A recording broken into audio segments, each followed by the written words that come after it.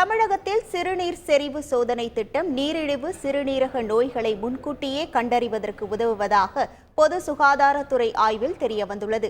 தமிழகத்தில் இறப்புக்கு 5வது முக்கிய காரணமாக சிறுநீரக நோய் உள்ளது.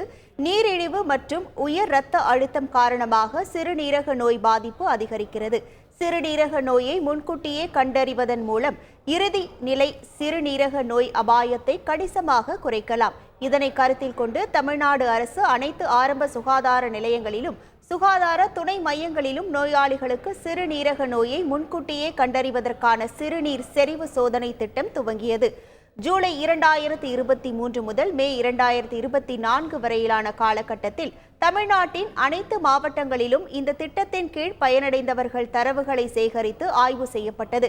மொத்தம் 57,23,188 பேர் பரிசோதிக்கப்பட்டதாகவும் அவர்களில் 13,082 பேருக்கு சிறுநீரகம் தொடர்பான தொற்று உறுதி செய்யப்பட்டுள்ளதாகவும் தெரிவிக்கப்பட்டுள்ளது.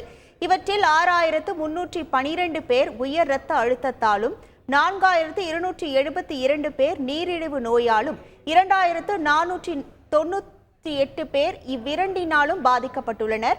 பாதிக்கப்பட்ட அனைவருக்கும் சிகிச்சை அளிக்கப்பட்டு வரும் நிலையில் இதன் மூலம் சிறுநீர் செறிவு சோதனை திட்டம் மிகவும் பயனுள்ளதாக திகழ்வது தெரியவந்துள்ளது.